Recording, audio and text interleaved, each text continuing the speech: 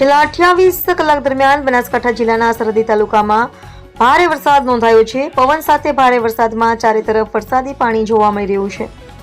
સરહદી સુઈગામ, ભાભર, વાવ અને થરાદ તાલુકામાં ભારે વરસાદ નોંધાયો છે.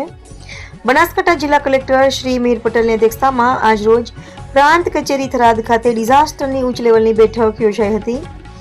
જિલ્લા કલેક્ટરશ્રીએ સંબંધિત અધિકારીઓને ભારે વરસાદ દરમિયાન જરૂરી તમામ પગલાં લેવા સૂચનાઓ આપી હતી.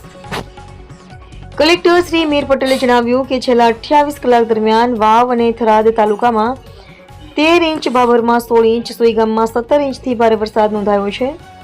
વરસાદની આગાહીને ધ્યાનમાં રાખીને આજે 8 સપ્ટેમ્બરના રોજ જિલ્લાની તમામ શાળાઓ, આંગણવાડીઓ તથા તમામ શૈક્ષણિક સંસ્થાઓને બંધ રખાઈ છે. કલેક્ટરશ્રીએ જણાવ્યું કે હાલમાં 500 જેટલા લોકોનું સ્થળાંતર કરાયું છે. વાવ, થરાદ, ભાભર અને સુઈગામ તાલુકાઓમાં વધુ અસરગ્રસ્ત 13 જેટલા ગામડા હાલ સંપર્ક વિહોણા બન્યા છે. કલેક્ટરશ્રીએ જણાવ્યું કે ભારે પવન સાથે વરસાદથી 258 જેટલા વીજળીના થાંભલાને નુકસાન થયું છે. ભારે વરસાદને પગલે રસ્તાઓનું પણ ધોવાણ થયું છે. ભારે વરસાદને પગલે ફસાયેલા લોકોનું રેસ્ક્યુ કરવા માટે સૂચના આપવામાં આવી છે.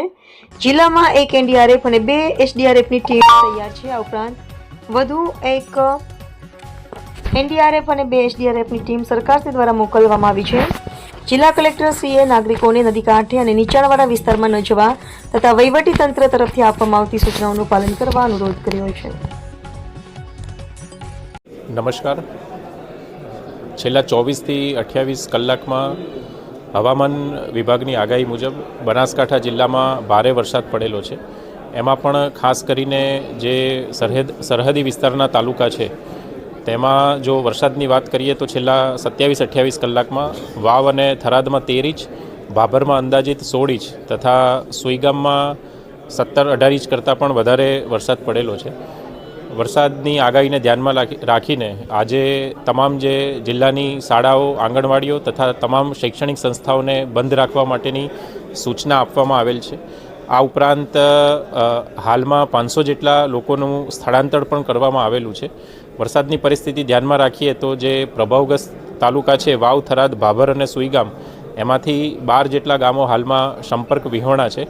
જિલ્લા વહીવટીતંત્ર દ્વારા અને બનાસ ડેરીના સહયોગથી અંદાજિત 1.5 લાખ જેટલા ફૂડ પેકેટ જે લોકો વરસાદી પાણી ભરાવાના લીધે ફસાયેલા છે તેમના માટે હાલમાં તૈયાર કરવામાં આવ્યા છે.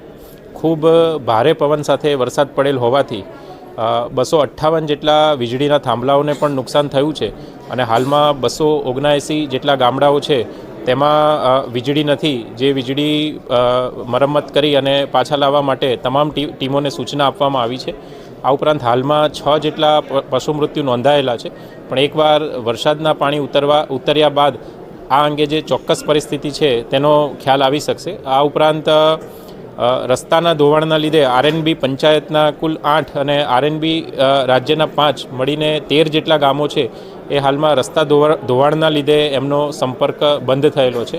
હાલમાં જિલ્લા કક્ષાના તમામ અધિકારીઓ, એસપી શ્રી, ડીડીઓ શ્રીની હાજરીમાં અહીંયા થરાદ ખાતે મિટિંગ રાખવામાં આવી છે અને તમામ જે વિભાગો છે RNB state, RNB panchayat, CDHO, ખેતીવાડી, એનિમલ હસબન્ડરી, તમામ પ્રાંત મામલતદાર, ટીડીઓ તમામને એલર્ટ માટે જે ફસાયેલા લોકો છે તેમના તાત્કાલિક રેસ્ક્યુ કરવા માટેની પણ અહીંયા સૂચના આપવામાં આવેલી છે.